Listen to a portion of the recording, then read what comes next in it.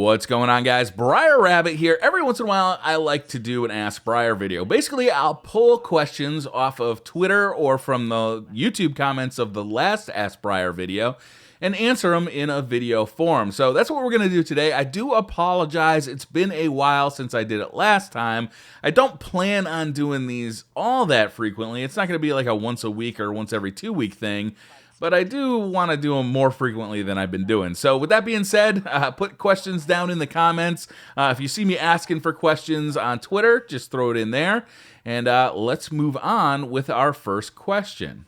Rez Power asks, hey Briar, what do you think Bungie could do as a monthly or bi-monthly PvE event? Something like Iron Banner, but for PvE. Please pick this question.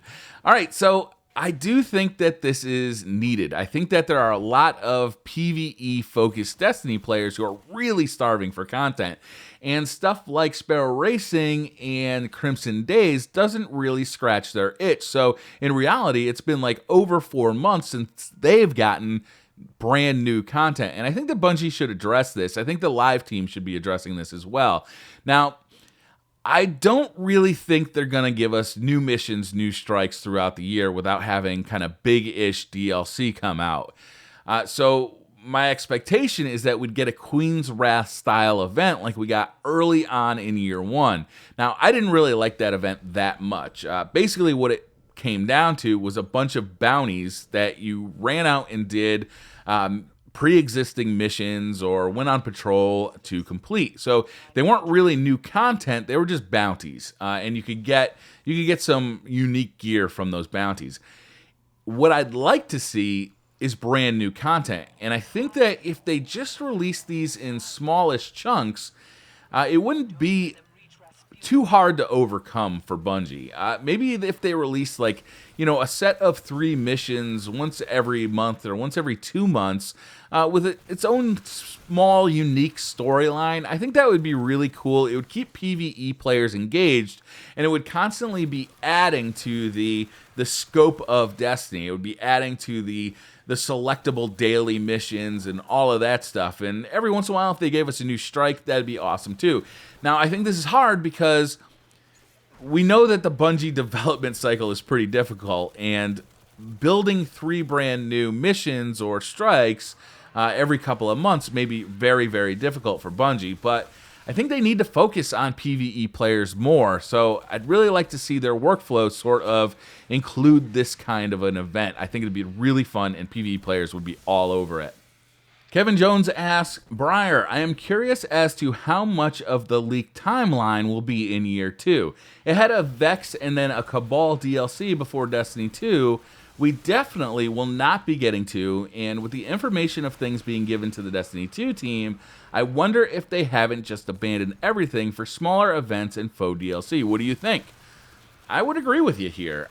If you don't know, there was a leaked image early in, I would say, 2015. And it showed the timeline for Destiny Year 1 and Year 2 as far as Bungie was concerned. It was pretty accurate as far as what came out in Year 1 and accurate up to the Taken King, but it seems to have been thrown out the window. I think the rumors are true that Bungie just isn't able to sustain the pace of creating new content like they were expecting to. So what I suspect is that year 2 is going to be a very light year for new content, especially PvE-focused content. What I'm hoping for is that while they're developing Destiny 2, one of their focuses is to make the content creation process a lot smoother, to actually not only improve the engine and create new content, but to actually improve the tools that the developers use to make content creation easier and faster. That's my hope, so that in the future, in Destiny Year 3 and Year 4, we will start getting more regular, big DLC-style content updates. Right now, though, it doesn't look like that's going to be the case, and it looks like that roadmap has been abandoned. Kenny Hanks says, why do you think Bungie has been so tight-lipped or quiet about upcoming content DLC? I think I can speak for most Destiny fans. We just want to know what's coming. Well, I think there's a bunch of reasons for this. I think part of it is that they don't want to set expectations too high for upcoming content. They also don't want to tell us that something's going to be coming in, say, April, and then it gets pushed to June, right? That would be really upsetting for the Destiny community. I think they're also bound to their contract with Activision as far as when they can say stuff, because that's going to affect stock prices. And I think that's a major concern for a company like this.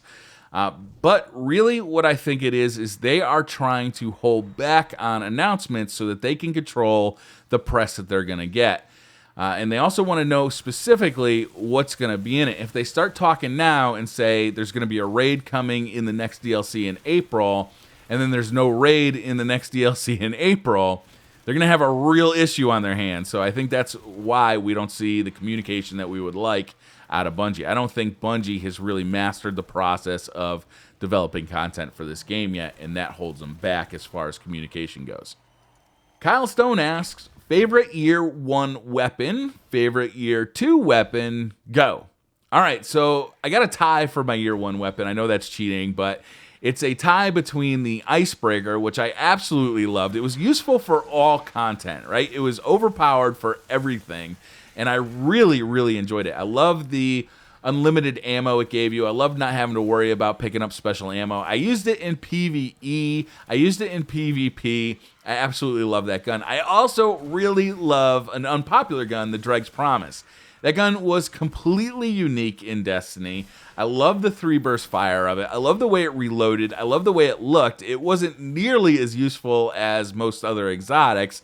It was really underpowered as far as that was concerned, but I loved it anyway. In year 2, it's probably the Jade Rabbit, and I say that just because of the name, and I really like the model. I think it's a really cool looking gun. I do enjoy using it as well. I don't find that year 2 exotics, or legendaries for that matter, are nearly as exciting as year 1 was. As far as legendary goes, getting those raid weapons without the primary burns on them, that's kind of a bummer. You know, I understand why they did it, and I frankly agree with the decision, but they were a lot more compelling in year 1. As far as exotics go, they definitely toned down how powerful exotic weapons are for year 2. I think with no exceptions, frankly, I can't think of a single year 2 weapon that was as amazing as the year 2 exotics were. So year 1, definitely my favorite weapons all come out of there. And Icebreaker and Dreg's Promise. Dreg's Promise I know isn't going to be a popular pick, but Icebreaker and Dreg's Promise are my favorite weapons overall. Next question comes from Roy Quiet. Hey, Briar, longtime fan here. I used to really enjoy your gear reviews, in particular, your headset reviews. I chose my headset, a Turtle Beach Stealth 400, based on your review. I'm wondering why you stopped doing reviews. Is it just a matter of not having enough time to do everything? Hope that you can answer this. So, it's not a time issue. What happened, basically, was that when the new consoles came out, when the PlayStation 4 and the Xbox One came out, a ton of new gear came out, and it was really exciting. It was really fun. However, shortly after the new consoles came out, there was like a real slow period where not a whole lot of new gear was coming out. What was coming out were just slight modifications of existing gear. Think about Astro A40s being turned into the Astro A40 TR, right? So that's not hugely exciting as far as, you know, doing a full review on. So I just slowed down on doing those gear reviews because there just wasn't a whole lot of stuff to do. I do like doing gear reviews. I think it's fun. I think it's valuable, actually, too, because I think when a person who only has one headset, for instance, tells you it's the best headset in the world, I don't really find a lot of value in that. When somebody who's tried every headset on the market tells you which headset is the best one, I find more value in that. What really ends up happening, though, is there is no best one. There's trade-offs and high points and low points with each piece of gear, and really it's about selecting what's most important to you personally. So I would like to get back into that. Maybe I'll start looking to that in the future, but I really got to kind of look around the landscape and see what's available to be reviewed. Chris Dwan asks, what was your favorite game before Destiny? It was Call of Duty. I started playing Call of Duty, I think, with Modern Warfare 2. I did play COD 4 originally, but at the time I was a big Halo player. Didn't get that into COD 4. Modern Warfare 2, though, it really upped the COD game, and I got big into the Call of Duty series, and I stuck with it all the way through Call of Duty Ghosts. With the release of Advanced Warfare, though, I really fell out of love. I did not like Advanced Warfare at all. And at the time, Destiny was pretty new on the scene, and I was getting addicted big time to playing Destiny. I love the loop of finding new gear. I love the cooperative aspect of the PvE play. I love the feeling of the shooter mechanics. I was a big Halo fan back in the day, and Destiny, as far as the shooter goes, felt like coming home in a lot of ways. So Call of Duty is the answer. I was a big Call of Duty fan, starting really with Modern Warfare 2.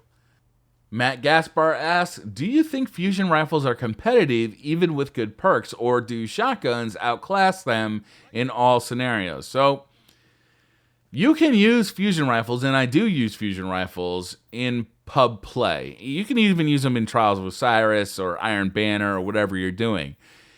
When it really comes down to it, though, when you really want that win, do you want a fusion rifle in your hands? For me, it's no. I want a sniper rifle or I want a shotgun. To me, those are just much faster kills. They're more reliable kills. My biggest problem with fusions is they're not reliable. They're not repeatable. I've had, great gameplays with fusion rifles where everything went right over and over again. I've also had really bad gameplays with fusion rifles like the Plan C, where, I'm only 4 feet away from this guy. I put everything I had into him, but enough of those shots had kind of that random element of missing the enemy that the guy didn't go down. I did instead. So to me, the real problem with fusion rifles is, by nature, with the charge rate, is that they're kind of nerfed as opposed to other weapons. They're not as fast to fire as other weapons in their class. But in addition to that, there's this randomness of their shot pattern that makes them frustrating at times. I think it's a missed opportunity for Destiny. I think they're one of the most unique weapon types in the game, and that they should be embraced and they should be at the top of the meta because they require strategy and they require skill to use. However, Bungie apparently doesn't see that way, and I'd like to see them change it. James asks, where's the content? Where? So I think this is on everybody's mind right now. YouTubers, players, Twitch streamers, anybody who plays Destiny on the regular is wondering, where is the next content? So I got a prediction to make, right? If you look at the release schedule for the live team, it's been an every 2-month thing, right? We got Festival of the Lost, then we got Sparrow Racing League. We're going to get Crimson Doubles in February.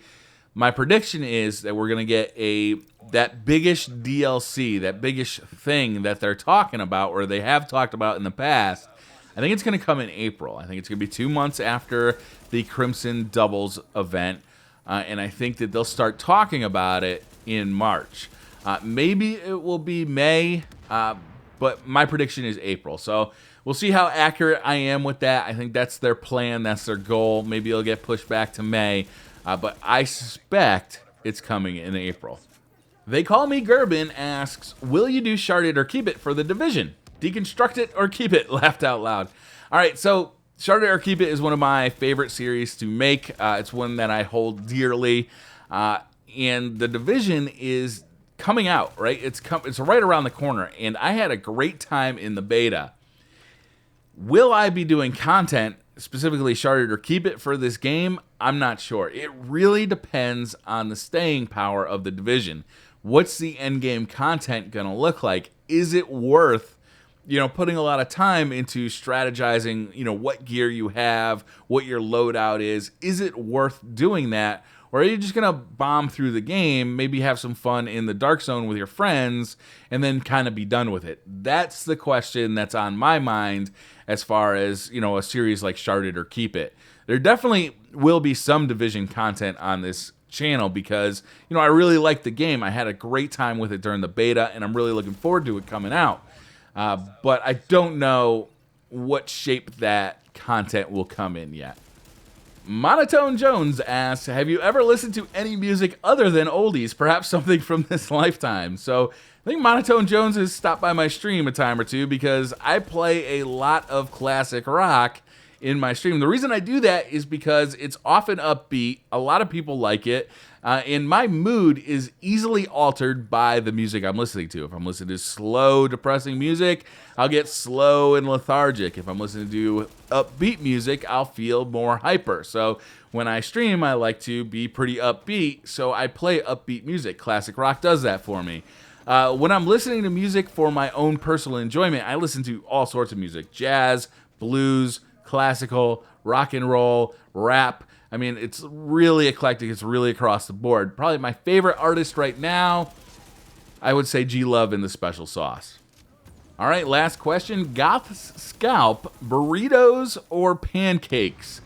Burritos, absolutely. Mexican food is probably my favorite food. Indian food is right up there, too. I like both. I like spicy food, so, you know, Mexican, Indian, like that, those kinds of flavors, really, I get a lot of enjoyment out of there. It's funny you should ask. Right now, my wife is making pancakes downstairs, which I find kind of funny that I'm talking about pancakes. I do love pancakes, but if I had to choose between the two, I would go burrito almost every time. All right, so that's going to do it for this video. Thank you very much for hanging out. Thank you for submitting the questions as well. For the next Ask Briar video, I'll be pulling questions right out of this video's comment section. So if you have any questions you'd like to see me answer next time I do this, you can put them right down in the comments, or hit me up on Twitter. I'll answer questions off of Twitter as well. I also answer questions, you know, randomly throughout the week from Twitter. So if you got something pressing, hit me up on Twitter. That's going to do it. Thanks for watching. Hit that like button if you like the video. Hit subscribe if you're new to the channel. And I'll see you guys next time.